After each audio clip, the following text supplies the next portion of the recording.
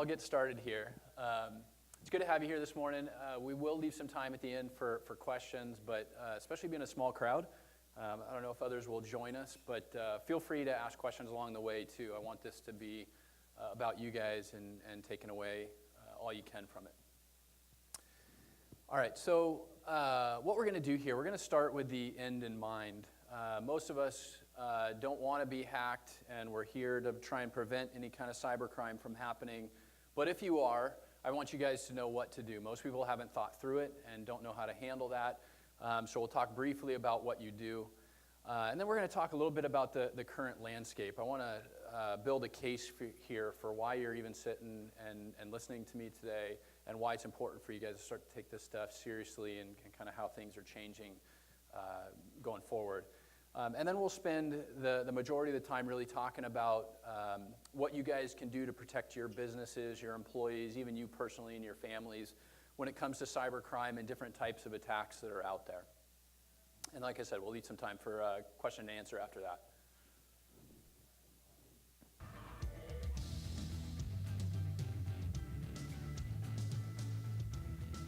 Anyone with a phone and an internet connection can do social engineering. But I was curious, what can a hacker with serious coding skills do? Well, DEF CON is the world's biggest hacking convention. It's hacking everything, hacking social, hacking hardware, hacking software, hacking various systems. I asked Dan Tentler, a well-known security researcher, to turn all of his firepower on me. I did get into quite a number of things that I found. So what were the first things you did? How did you start hacking me? I quickly found your Squarespace blog and had an idea. Basically what I did was created a bogus Squarespace site and sent an email to you, a fish asking you to go to this website, run this certificate installer. And I did it, because I'm an idiot. So once you ran that, it gave me access to your computer, and I created several fake pop-ups that looked like system pop-ups that would ask you for your credentials. You didn't even have to have my passwords. No, you gave them to me. I gave them to you. Yeah. So I stole your 1Password keychain. And 1Password is where I store all my other passwords. So effectively And your social security number and your Amex stuff and all your stock trading and bank information. I can send email to everyone in this room as you. I am you right now if I wanted to be. If my evilness is working correctly, it should actually be taking pictures of your desktop and pictures through your webcam every 2 minutes. And I have been watching you for about 2 days now. In coffee shops, at your mom's house, on a plane. Here's your editing stuff. There's you like. Oh my God! So this is literally every 2 minutes through my webcam. Yeah, through this guy. How badly could you have messed up my life? I could have made you homeless. I could have made you homeless and penniless. How? How would you make me homeless? Like, I have control of your digital life in its entirety. I have all your credentials. I have all your access to all your financial information, all your work information, all your personal information. I can pay people with your bank account or your Amex account. I am you. I can fully impersonate. Like, the only thing I couldn't doctor would be like your fingerprints. This is like as bad as it gets. It's ridiculous. Yeah, it's bad. So it turns out that Dan Tentler is very good at his job. I mean, he hacked the hell out of me. He got everything. I mean, frankly, I want to take my computer and throw it into the deepest part of the ocean, and I want to become a hermit, and I want to never touch a piece of technology again, because holy that was everything. That was the keys to my entire life, and he just pulled them out of his pocket. All right, so you guys have just been hacked.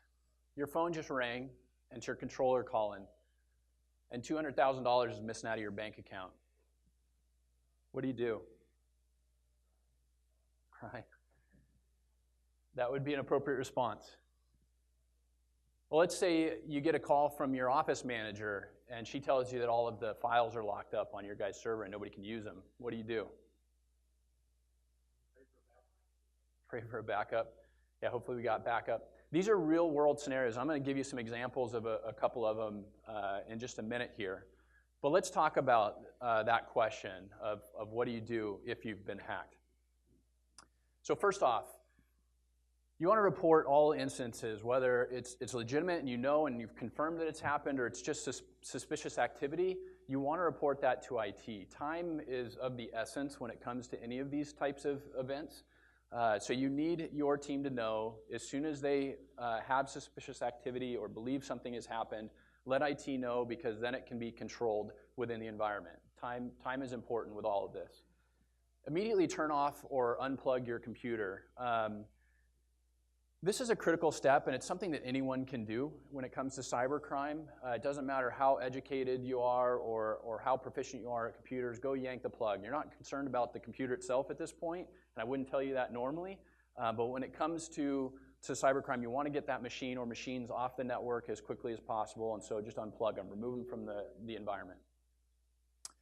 Notify the leadership in your company. Some of the biggest problems I see out there in businesses that are victims of cybercrime, the problem exists because there's not trust within the organization itself, and people don't feel like they can come and tell leadership that they've had a problem, or they've done something, or they've clicked on an email that they shouldn't have. So this is something you should be working on in your organization now. People should know these steps that we're talking about, and they should feel comfortable to come talk to you guys or the leadership of your company without being looked down upon for making a mistake or having something happen. Disabling file shares. You need somebody technical. You may be able to do this. An IT person definitely would, but you quarantine the event in most cases now with cybercrime just by disabling network shares and that type of thing in the environment. So do that immediately. Running a network sweep, you obviously need software in place ahead of time to do this, and we'll talk a little bit about that later.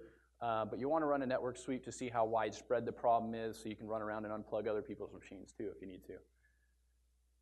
The FBI actually has their Internet Crime Complaint Center that most people aren't aware of. They have a website, they have a great newsletter, it's very informational.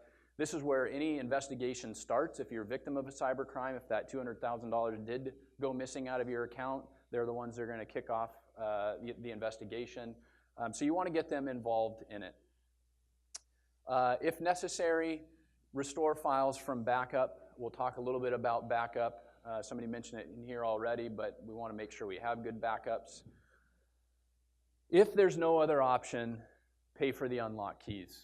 Just understand with this one, and I'll give you a real-world example of it, you are making a deal with the devil when you pay for unlock keys. They don't always work. There's a number of other problems, and I'll share some of that. So you want that to be your last resort that you have to go to with things like ransomware. And notify your insurance company. We'll talk a little bit about insurance later as well, but they're there to make you whole, and these kind of events can get expensive, so you'll want to let them know. All right. So why are we talking about this? Why is this important? Well, to begin with, last year, 43% of companies had a data breach. Let me preface this whole data conversation by saying most of this data is underreported. People don't report to the FBI or the proper agencies when these kind of breaches have happened because they're afraid of what will happen with their customers or internally the trust in their organization. So this is on the low side is the point I'm trying to make here. But from the data we know, 43% of companies had some kind of data breach last year. 61% of breaches hit SMB last year, and that's up from 53%. So when I was doing these kind of seminars and education a couple years ago, I didn't even bring the SMB into it because SMBs were such a small target and most of them weren't having the cybercrime like we're seeing today. But it's increasing, and it's increasing at a dramatic pace. You are a target. Small to medium-sized business, sorry. All right, email. It's the conduit into your organization. You give it to every one of your employees. You have it. You have multiple accounts. And it is the #1 vehicle that cybercrime is funneled into your business or your home or place of work. This is one that I always love to talk about. I'm a Jason Bourne, Hollywood flicks kind of guy. Love the cyber espionage. But normally when you see those kind of movies, what do? You see guys sitting in dark rooms with a million monitors around them and all kinds of coding being done. The reality of the situation is 66% of cyber espionage is just done with phishing, just sending somebody an email and asking them to give you information that doesn't belong to them or they shouldn't have, or spoofing somebody's email address. Same thing that's happening in our organizations. Yeah, spoofing is simply making an email look like it's coming from somewhere it's not coming. And I'll show you an example of that here in a few minutes. 16% of users actually open phishing emails. This is real data from us and working with our clients. So 1 in every 5 of your employees, if they get a phishing email, they're actually going to open it. And then 11% of them will click on the attachments in that email. So ransomware alone, just that one type of malware, increased by 36% last year. Demand, so the amount they're asking for in ransomware and these kind of cybercrime attacks, increased by 266% last year. They're making money, they're making good money, and the amount of money they're making is increasing. So we know the crime's not going to go away, right? This is a scary one. So 80% of businesses, when they're asked if they can restore everything from their backup, 80% would say yes, I can be made whole from the backup data that I have in my organization. The reality is less than half of the people that fall victim to cybercrime ever recover their data, and that's even with backup. So what it says is we're overconfident in our backup systems and what's going on, and I'll share a little bit about that. All right, so what's it costing us? So wire transfer scams that we'll talk about cost victims over $1 billion in the last 18 months. Billion with a B. Average cyber attack is costing companies now $84,000. I've seen as high as $156 when I was reading up on this further yesterday. So the numbers vary, but at least $84,000 for cyber attacks.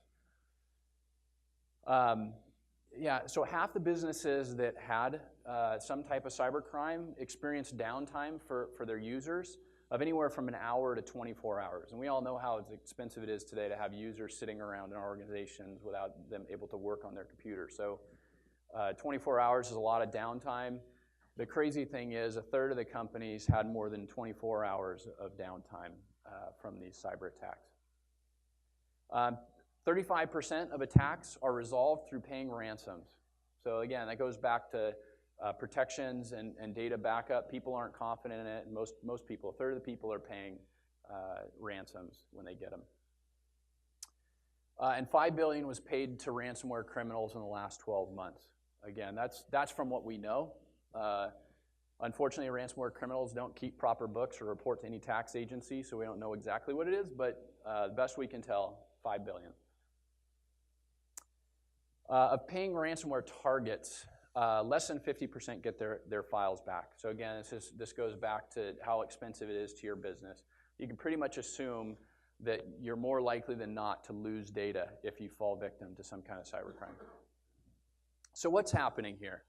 I got this little graph to show us. So what we know is we've got time, and over time, the amount of data that we're creating is going up. This should really now be an exponential line that I'm showing here on this graph, but we're creating data at an ever more rapid pace as time goes on. We also know that we're living more socially. It wouldn't be too difficult for me to find out that all of you out-of-towners are out of town by looking at your social media accounts and using that information against you or your family or your business. And we're seeing that happen at a rapid pace.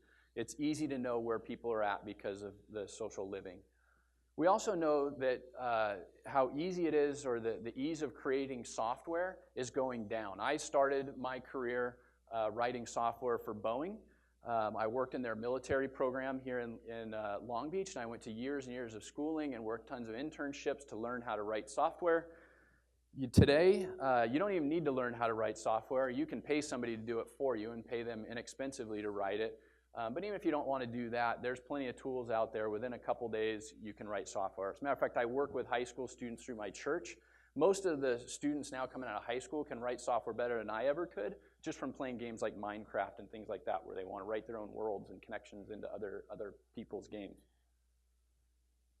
So what we're seeing is, down here on the time graph, you had your traditional hacking. Back in the day when people had to physically walk up to your desk and sit down and open drawers and go through file cabinets and look for a piece of paper that they wanted that had the information that they needed, right?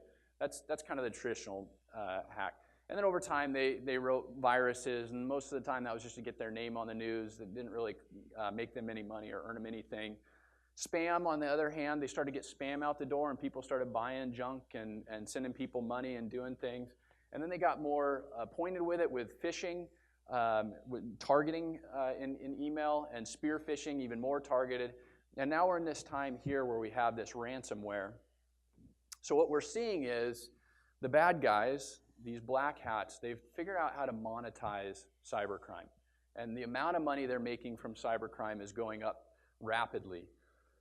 So much so that there's actually an industry that showed up in the dark web that most of us don't live in, called ransomware as a service. If you today want to go to the dark side, stop living for the Lord or in the right way, you can become a black hat. You can pay for ransomware as a service, and people will deploy these ransomwares and these type of cyber attacks on your behalf.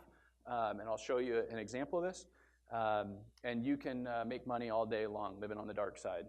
There's even this stuff now called cryptojacking. You guys probably heard of Bitcoin and these types of coins that are out there on the blockchain.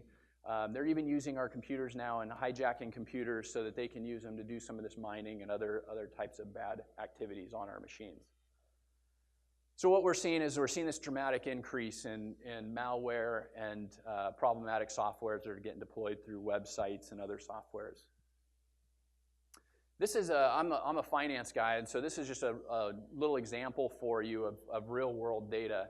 So the average ransom now is over $5,000, but to use simple math here, we'll say that the ransom is $5,000. If a criminal wants to get into this, their initial investment is usually around $140 on the dark web. And depending, I'll show you, but depending on the company they go with, they're going to pay about half of that in commission fees to the ransomware writer. So about 2.9% is what we're seeing at the payout rate on most of these types of ransoms. So for 2,000 machines infected, you're going to get 58 people paying the ransom. That's going to be a $290,000 revenue, with the profit coming back to that investor of $144,000. So it's extremely lucrative for them. That's my main point here. That's the driving fact. To get these infections done? It's nearly instant, because all of it's done over Bitcoin and different types of cryptocurrencies now. So assuming you don't get ripped off from the ransomware writers themselves, and it's funny, when you read some of these sites, again, you probably don't spend much time there, but I read these kind of sites.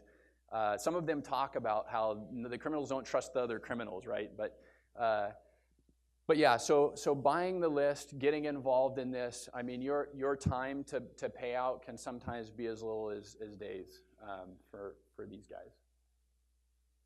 I just read something, and they said the article was talking about how we're seeing the biggest economic exchange of money that we've ever seen in history through these types of cyber criminal attacks. So they're taking your guys' hard-earned money here from the United States, and it's getting shipped overseas to places like China and Russia and places like this, where people are investing and essentially stealing our hard-earned money from here. So this is actually a screenshot of a real site that lives on the dark web. And the only reason I put this up here is, you can see these are real businesses, and they've got incentive plans built into here. Depending on how many infections you can get out and get them paid on in a given period of time, this is per week, your percentage goes up. So you start at 25%, you can make as much as 85% on every payout, depending on how many infections and how much you want to invest in this. This is another one, and you can see they even got their bronze, silver, gold plans that you can get on. But the funny part about this one is if you look at the far right column, these guys even offer technical support, which again it's not uncommon. When you get into this ransomware business, it's a legitimate business. All right, so let me tell you a real world story here. Executive fraud, sometimes called CEO fraud, is really a targeting of high-level executives in a business to try and get them to do something they shouldn't. Usually send money. Sometimes it's sending W-2s or documents that have information on them, personally identifiable information, that sort of thing. So not sure how many of you know of Vern Harnish. He's written a famous book called Mastering the Rockefeller Habits, and he travels the world speaking on it. It's another business operating system. Vern Harnish, not too long ago, was overseas on a business trip, and he was educating people on his operating system in his book. And while he was gone overseas, somebody got into his email account. They actually cracked his email account, figured out how to be Vern Harnish, probably a weak password or something like that. And they started just monitoring his email account. So they didn't do anything initially except see who he was communicating with and how he was communicating with them, the type of language he used, and they observed him. While he was overseas, they knew he was overseas from his social media and also his email account. And so they sent an email to his controller, and they asked her to send 2 wire transfers, both in the amount of $200,000. So $400,000 total was asked to be sent by the controller to these bank accounts. After the hacker sent those emails, they deleted their tracks, so Vern didn't even know the email went out. The controller got the email. It looked like it was from Vern. It didn't have any information in it that would have said otherwise. So she actually immediately initiated both of the transfers. One of them went through immediately. The other one actually got flagged by the bank because it was going to some obscure Chinese bank account or something like that. And the bank called her back and said, hey, there's a problem with this wire transfer. Can you get us some more information? So she emails Vern Harnish back. The hacker sees the email come in, and it's her saying, hey, I need to talk to you about that wire transfer. I couldn't get it to go through. I need some more information from you. And the hacker basically sent a simple email, hey, I'm really busy right now. I'm speaking. I can't talk to you. Please just make it go through, which the gal did. She did her job, and she pushed the wire transfer through, and $400,000 was gone from their business bank account overnight. And he's now talked about it. They've gone to the FBI. They've investigated it. At this point, it's gone through so many bank transfers. The money is gone. They'll never get it back. And all through just a hacked email account and some social engineering. So when it comes to these types of executive frauds that we're talking about here, the main targets in your guys' businesses are those people that handle the money or personally identifiable information. So almost 50% of them is going to be that CFO or the high-level controller in your business that's handling your money on a day-to-day. 25% HR, and then on down from there. So if you see any of these roles in your organization, you want to make sure these people have a heightened spidey sense when it comes to emails they're getting in their inboxes. This is actually an email. Sebastian is sitting in the back here. He'll be teaching the next class, but Sebastian is our CEO. This is an email I got from Sebastian, quote-unquote Sebastian, just last week. And this is for a wire transfer. So somebody did enough investigation to know that Sebastian was the CEO. They knew who I was. I'm the CFO of the organization. And they sent this nice little email just saying, hey, I need to make a wire transfer today. If you can do it, let me know. I forwarded it on to him with giggles. So thankfully, we didn't send any money out. But they are doing their homework. This is so lucrative. They sit around all day to try and figure out where you're at and who you're working with and how you communicate with them. And they will spoof emails. By the way, this is a spoofed email. So it looks like it's coming from Sebastian, but it didn't come from Sebastian. If I dug into the details behind the scenes, I would see that it's a totally different email address and server and all that kind of stuff. This is another email. This one actually went to Mark Perez, who's Sebastian's partner. This actually is a really interesting example of this kind of executive fraud because not only did they know all about Mark, but they also knew that we used this company called Bluehost to host all our websites and some of our clients' websites. So they put this email together for Mark, basically saying, hey, there's a problem with a domain on your account, and we need you to log in to this link to push this order through. So I've blown it up here. This is the link that's actually within the email itself, and you can see there, see if this pointer works. It looks like it's coming from this organization called Bluehost, if you just looked really closely at it. So that's the whole URL there. The reality is the actual domain is this 7ci.ru. It's a Russian domain. They buried it in all this gobbledygook in the link to try and keep you from ever looking that deep within the email. And you wouldn't even think that it's not Bluehost. Very easy tactic to use. So that's the domain again. And then the second part of this is they actually went and created a copy of Bluehost website. So that link, it's too hard to see on the screen here, but that link actually took you to this page, which is a carbon copy of the Bluehost website. with a login information on there. And in this case, Mark didn't even think twice about it. He did log into this, and when he clicked his login, it just took him to a blank page. It was like a day or so later, he was sitting there thinking to himself, that was a really weird, email I got, and it went to a blank page, and it wasn't until then that he looked deeper into the email and realized it was all a sham. But they're doing their homework, they're investigating us, they know where we're at, and they're spending the time to create these fake websites and fake domains and things like that. This is a quick diagram just so you see. So when we're talking about the executive fraud, you're typically looking at some C-level or executive in the organization, their account being hijacked or spoofed, and it can be either one. Like in Vern's case, they actually got into his account and were sending emails. You can also have one that's just spoofed. They're just making the email look like it's coming from them. But they're after a couple different things. They're either send me some specific files, they want some kind of information out of you, or they want some kind of money out of you. So depending on that, they're after that personally identifiable information, PII, or that money wire transfer. So if you see those types of emails coming through, or executives do in your organization, or people that control these kinds of information, HR folks, finance folks in your organization, they should always be thinking twice when they get them.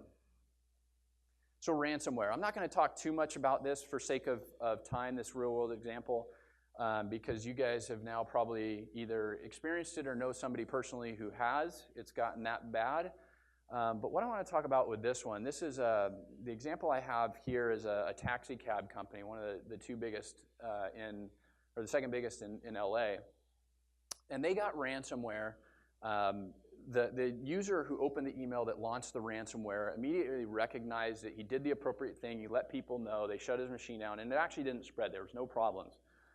The trouble in this case, though, was after that happened, the IT person who should have cleaned the machine up, and when you get ransomware, I'll say this, you really shouldn't try and clean it up. You should just start over, wipe the machine, and get rid of everything on it and make it brand new.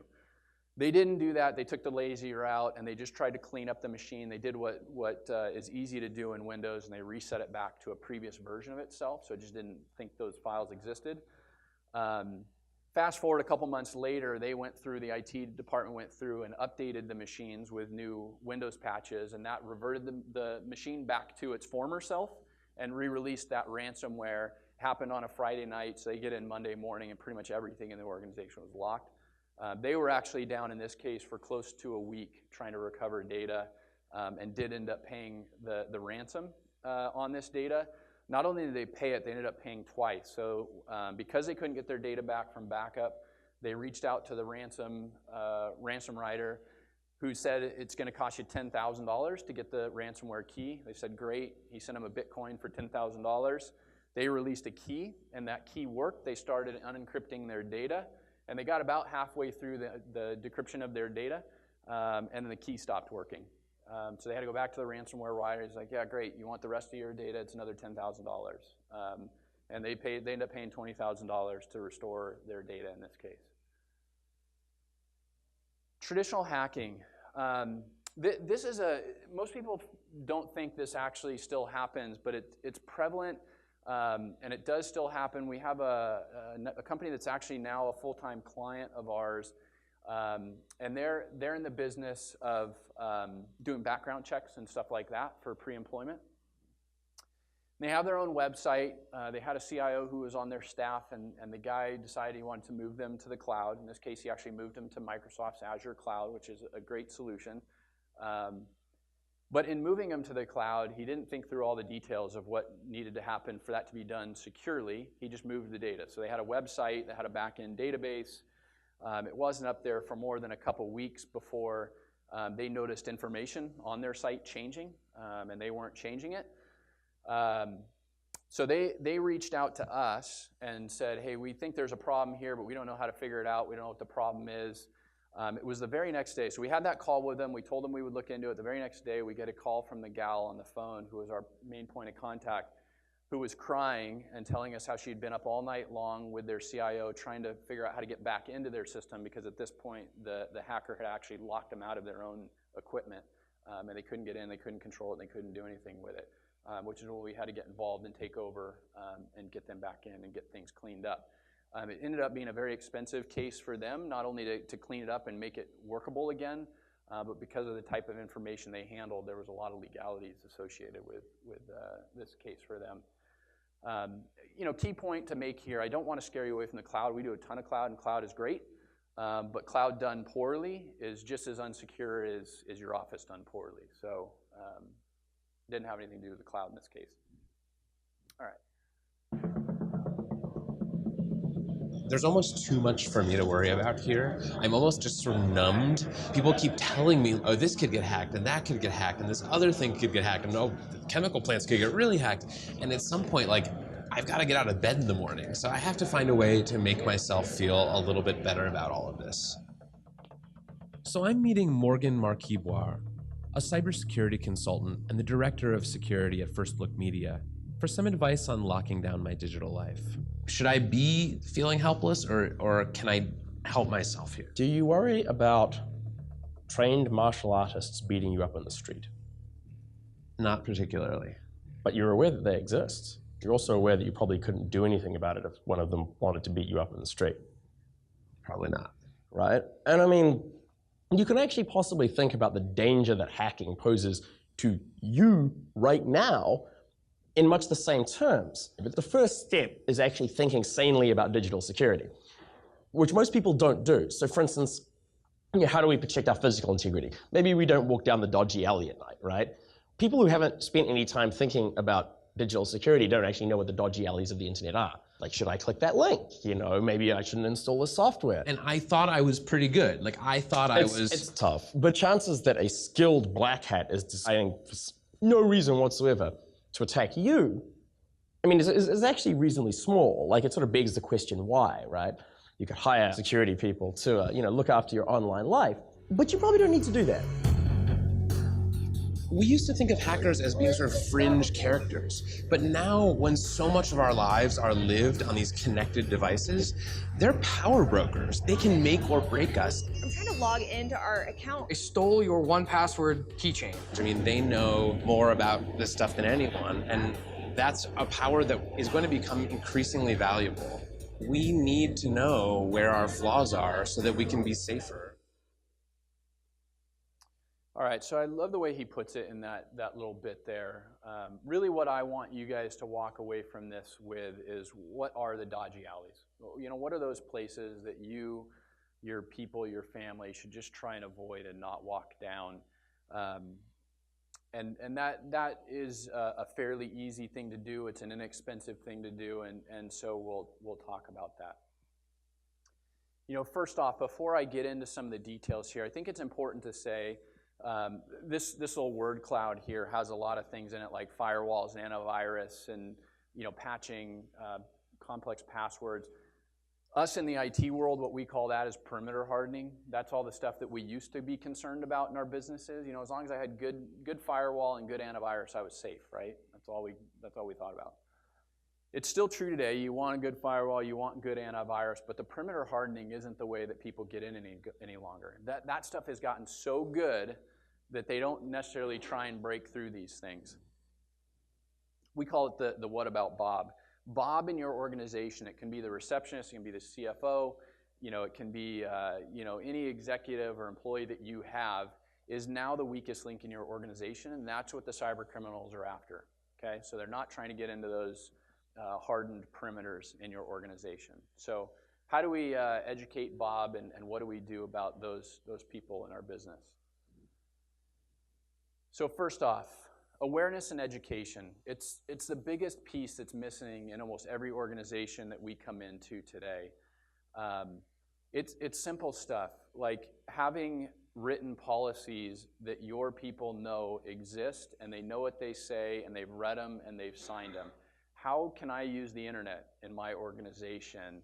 How am I allowed to use email in my organization? What am I allowed to do with data? Can I store it on my laptop? Can I take it home with me? What am I allowed to do with that data? And for remote workforces, when I'm remoting in, what machines can I do it from, and what can I do with the data there? Just having those policies in place and training on them is one of the most important things you can do. By the way, I see you taking a picture, and I should tell you there is all you should have folders, and if you don't, I have extra of them. But in the folder, there's actually a security checklist that you can go through that has many of these questions. I think all of these questions on it. So if I talk too fast or you can't get them in time, they're in there. Absolutely, I can do that for you. My card's actually in there, so if you want the slides, just shoot me a quick email, and I'd be happy to send you the deck. That's a good question. I won't be sending anything out after this. I'm going to be shutting my email account down. Regular IT training. I liken this to what the HR world was 50, 60 years ago. Nobody had sexual harassment training, right? It wasn't expensive enough for the business to invest in it. It's not that it wasn't a problem, it's just the lawsuits and the litigation wasn't there yet, and so people weren't investing in HR training. Today, it's gotten expensive for businesses and the government's gotten involved, and you can't be any organization over 50 people that doesn't have mandatory sexual harassment training, and most organizations smaller than that are doing it. IT training is going to be the same thing, and hopefully you guys start to educate your people now on it, but we need to be educating people on what the problems are out there and what to look for and how to avoid the dodgy alleys, and we need to do it on a reoccurring basis, just like HR, because it is going to become so expensive to your bottom line as an organization if you don't. Train users on fishy emails. You know, I showed you a couple examples here. It's a very easy thing you can do. I think, as a matter of fact, in that folder, there's a piece of paper that talks about a service that you can use. Again, if not, and you want more information, just email me or let me know. But there's tools that we can use that will do this education for your users automatically. Not only will it educate them, it will even test them. And we've seen those organizations go from the 16% open rate down to 2 or 3% after a little bit of training, and it dramatically reduces your liability. You can also automatically alert people on spoofed emails. So you asked a great question, what is a spoofed email? That's a question most people ask and are unaware of, and frankly, you don't want to spend the time every single time trying to figure out is the email legitimate or not legitimate. So when you guys email me, our systems are set up to notify me if that email is not legitimate or is being spoofed, so that I can then look closer into the email and decide what I want to do with it. All right, so business continuity. We're talking about backups, backup of data here. You saw from some of the reported data I gave you, backups are critical to your organization. They're more critical today than they've ever been, and they should be backed up daily. If you're not doing it at least daily, you should be. You should also be sending copies of that data off-site. It used to be, we backed data up onto tapes and we locked it in the trunk of our cars and we let it sit out in the sun all day and we hoped it was good if we ever had to go back to it. Today, it's as easy as having an internet connection and that data automatically gets pushed off-site to secure data centers. And it's become very cheap, easy for us to do that. So all data should be sent off-site automatically, at least on a daily basis. The other thing is you want to test that backup data. This is a step that many people don't do, and I think this is the primary reason why that statistic is so high about people not being able to recover their data. They assume that data is being backed up, they assume how regularly it's being backed up, and they assume the actual data that is being backed up is the right data and all the data. And there's no way to know that unless it's being tested regularly, which sounds like a heavy, heavy lift for us that have other jobs to do. But there's many tools out there. We use a system that will automate this whole process for you. So it checks the integrity of the backup and everything for you. So that's an easy thing as well to do, but test that data. Lastly, get cyber liability insurance. Many people don't realize that cyber liability is not covered in standard business owner policies or liability policies. And when you get liability insurance, you got to be very careful with it because there's a lot of stipulations. The insurance world has not yet figured out how to insure these types of products. So you have to have a good broker help you through it. In many cases, we're seeing that if somebody drives up to your building and duct tapes you and throws you in the back of a dark van and drives you down the street and then calls your company and says, pay a ransom for this guy, your policy will pay out for that. But if they do the same thing with your data, it is not covered. So just be real careful with these. and do your research when it comes to cyber liability coverage. All right, user security. So you want to restrict access to shares and sensitive data.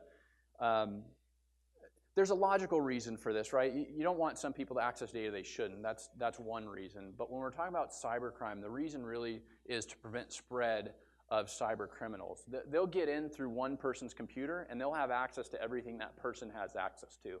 So if you have a flat organization where everybody can access everything, then all they got to do is get into the receptionist front desk computer, and now they can get into all your data. They can lock all your data up, or they can steal whatever they want to steal.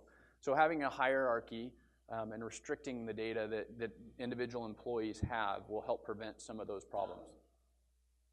Require strong passwords. Probably something you've heard over and over again. I can't stress it enough. It's as much of a problem today as it's ever been. By the way, I often tell people there's great tools out there like LastPass that will generate strong passwords for you. They'll store those strong passwords, and then they will even save them with a multi-factor authentication, so somebody can't just easily steal your account and get into all your stuff. But strong passwords are key.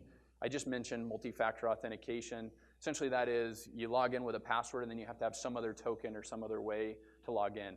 Every reputable, especially cloud vendor now, has some form of multi-factor authentication in order to get in, and you should be using them.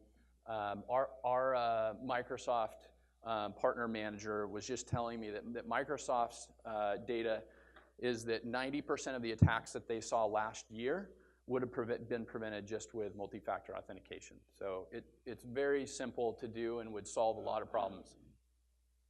Install the latest updates. I don't think I need to say too much about that, but it does make a big difference in the world we live in today. Network security. Perform regular vulnerability scans. Most people don't do this. If you take any kind of credit card information, then PCI compliance will require you to do a scan. Most people blow it off and don't take it seriously or don't look into it. It is something that you should take it seriously now. It's inexpensive and it's easy to do. And I will stress it, if you have any kind of website that has a database back into it, then you should definitely be doing this, because that's the number one way that hackers will get into an organization is through those front-end websites. Separate guest wireless, an easy thing to do, but don't give them your main network access. Encrypting sensitive business data, I'll say especially on laptops. From my time at Boeing, and it's been 20 years now since I was writing software for them, but still about every, I'll say 3 or 4 years, I get a letter in the mail from Boeing apologizing to me that my information was stolen off of somebody's laptop in an airport, and that they're paying for credit monitoring for me for the next 10 years. So I'm pretty much guaranteed at this point lifelong credit monitoring, because Boeing keeps getting my personal information stolen. That would be prevented through something as simple as encrypting the data on that hard drive. It becomes useless to the person if the data is encrypted. And you can encrypt other machines in your organization and servers as well, but at least mobile devices like laptops. Block risky websites. This is another easy thing to do. Most firewalls and devices that you put in front of your employees and their internet can easily do content filtering. But really, you're just trying to keep people from stumbling across stuff that they would accidentally stumble across. Or a lot of advertising now is malicious. You know, you'll see advertising banners, and if they click on it, it's going to load some kind of malicious software into their computer. So you can block those things with website content filtering. I mentioned this when I saw you take the picture, but just so you know, these 4 categories are in that folder with a self-assessment. So if you want to kind of see how you're doing it as an organization when it comes to keeping things secure, you can take that survey that's in there. All right, and then just a couple other things to leave you with on what else you should do. First off, we highly recommend, and we're taking all of our clients at this point to the cloud. The sheer amount of money that a company like Microsoft is spending on security is reason enough to go to the cloud in my book. I mean, it really is. I was talking to Sebastian earlier today. It really is a more for more kind of scenario. It can cost a little bit more, but in the long run, what you get is infinitely more. So So yeah, so Microsoft alone spent $1 billion last year, and they're budgeting for $1 million this year, just in what they're spending on making things secure in their environment. So it helps. I don't know how much you guys spent in your environments this last year on security, but I'm sure it wasn't $1 billion. Security risk assessment. These are easy to do. If you're local here, we'd be happy to help you with one. But you can easily do a risk assessment of everything from how your environment is externally, how easy it is to break into it, to how educated your users are internally, all the way down to social engineering. We will actually send somebody in to try and walk into your organization and act as if they're a vendor, and see if they can be let in and let into where the server room is, and pick up a laptop off a desk and walk out the door with it. Like they will try and socially engineer your own people on the phone and in person and do that kind of thing. So these are very in-depth, but they'll tell you where your vulnerabilities are, so you know kind of where your risks are.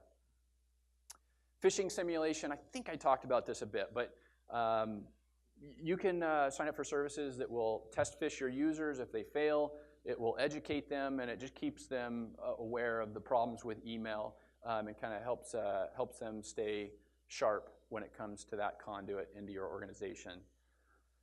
The last thing I'll say on this is GDPR. Some of you guys have heard about it. It's here. It actually goes into full effect this month. I think it's the 28th of this month.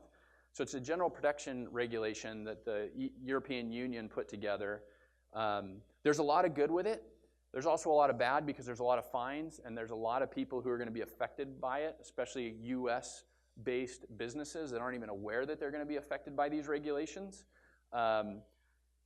Not only that, this regulation is going to come here to the United States, and it will change the way you guys have to handle personal information and stuff for your employees and your clients. So the sooner you can become educated on it now, know how it's going to affect your business now and into the future, the further ahead of the curve you'll be with the whole GDPR stuff. All right, so with that said, we got some time for questions. Looks like we have a little less than 10 minutes. So any questions from you?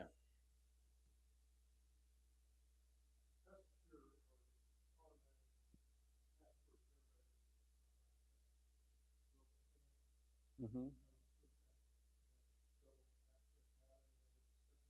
Yeah, the two-factor authentication. Yeah, so password security really depends on like the characters that you're using, so how complex it is, and then how long it is. And most of those password generators will allow you to choose those variables. So I would make them as long as you can feel comfortable making them, and as complex as you can make them. As long as the application's storing it and entering it for you anyways, then you can do that. If that's the case, then it's extremely secure. The ones that are unsecure, and the data on this is still shocking, is most people are using their dog's name or their kid's name or some birth date or something simple like that. I mean, even people still using password or 1, 2, 3, 4, 5. So definitely get away from those things. And if you get away from those and you're changing them regularly, even if they're not as secure as gobbledygook characters that are 100 characters long, you're doing much better than most people. But those generators are very good, and I highly recommend them. That's what I use for all my passwords.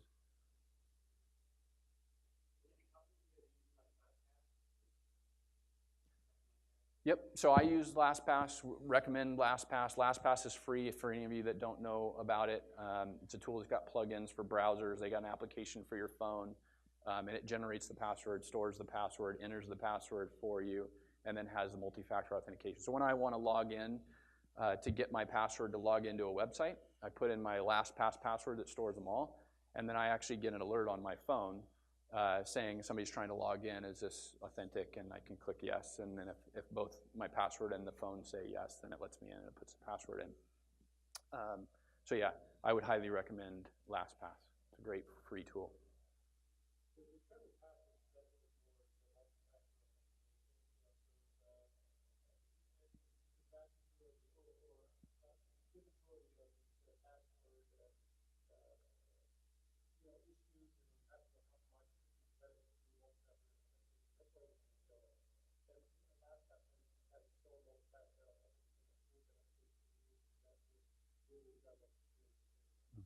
Yeah, all of Microsoft's products has it too. Any of their Office 365 or Azure products have built-in two-factor authentication. You just got to turn it on.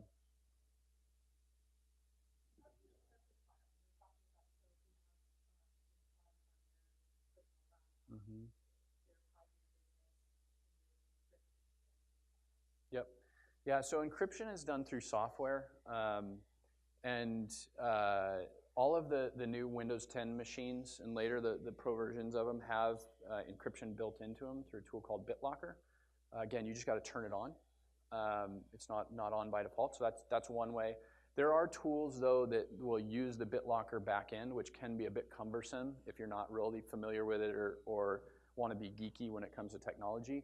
There are tools that overlay it to make it easier to use, and then you don't even have to think about it. It unencrypts and encrypts and decrypts your files without you even thinking about it. All you got to do is be logged into the machine. It knows who you are, and then we'll do that process real time.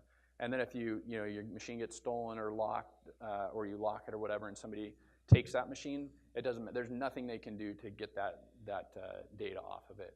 It's like even the FBI called Apple to try and get them to decrypt their phone so they could get stuff off of it. So it's the same technology that's used for government and all the other agencies.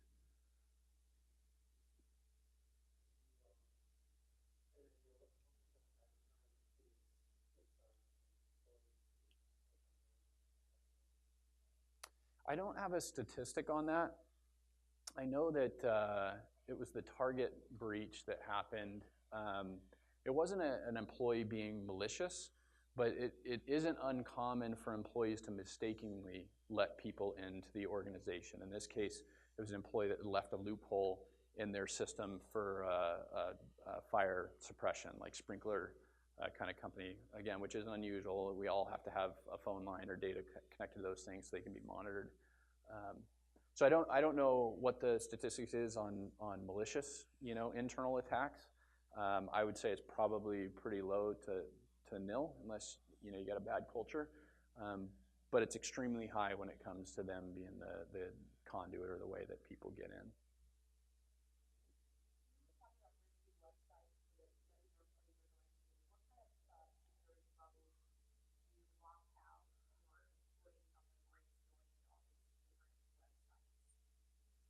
Yeah, so this is a job I would never want, but I'm thankful somebody does it. The reputable companies that do the content filtering, they have people that sit around all day long and categorize websites. So the only way to categorize websites is to go to the website and figure out what's on it. I'm sure some of it's being done now with artificial intelligence, but those tools allow you to just categorize what you want them to go to and not go to. So you can prevent them from clicking on advertising, or you can keep them out of websites that are firearms related or alcohol and drug related. It's all categorized for you, so it makes it really simple as a leader in your organization to just say, you know what, there's no business need for us to go to those types of sites here, and so we just block them, and it'll just pop a message. That way, every once in a while something can get miscategorized, or somebody is doing research and needs to get to it, and they can easily, you can unlock that one site, but it prevents in general.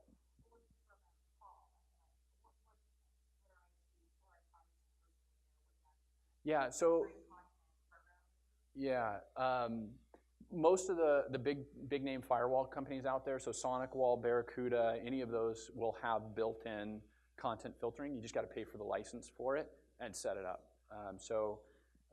If you're talking to your IT person, tell them you want a firewall that has content filtering in it, like a SonicWall or a Barracuda, and then they can run with it from there. They should know what you're talking about.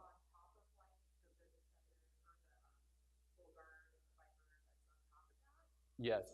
So it's just monitoring that internet connection. So all your internet comes through a firewall, and so anything anybody does on their computer that's using the internet, including going to websites, is being monitored through that firewall and the traffic. So it's seeing all of that transaction that's happening and knows when they're trying to go somewhere that they shouldn't be going, and just shuts it down. Am I answering your question? Barracuda? Yeah. Any others? Awesome. Well, thanks for your time.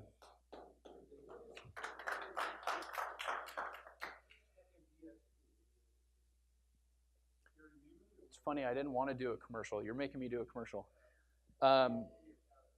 Yeah. So TechMD is an IT firm. We're actually based here in Orange County. We're doing everything from high-level CIO services, so consulting, helping people understand, what they need to do strategically in their business, down to security, and then all the way down to the level of day-to-day management, just depending on what the organization needs and how we can best help them. But everything around technology, TechMD does.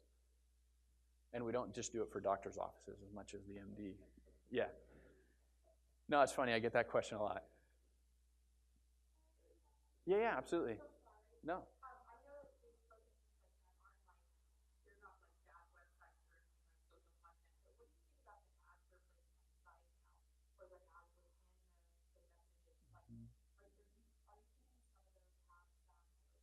Yes.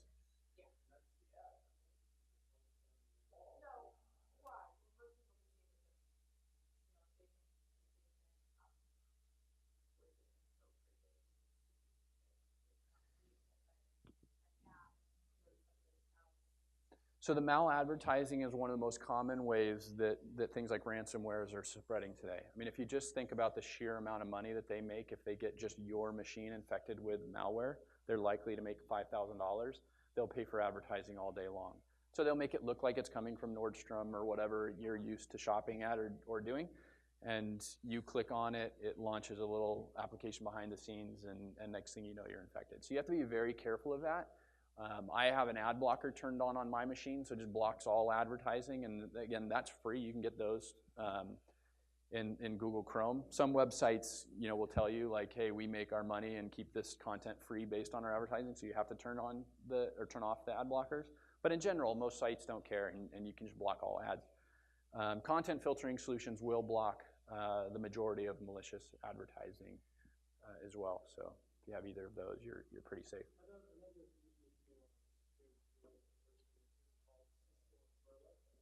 That's a good one, yeah.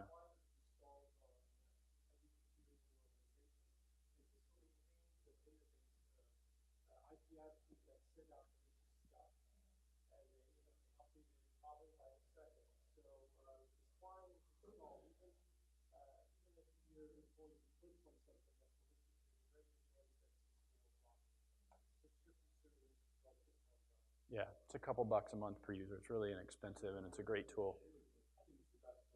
Yeah. So much so the president of our organization loves to get those spam emails and click on them just to see if the tool is still doing its job. Because no matter how much we tell him not to do it, he still does.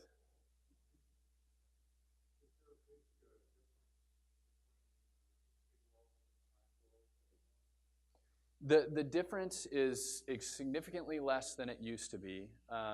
PCs are still the #1 target of these types of malwares. Android, believe it or not, is the #2. And then Apple products are the #3. And it's size of the target audience. So like anything, if Apple products continue to grow, so will the problem. But yeah, they're not quite as big as the PC world still. You're a little safer on one.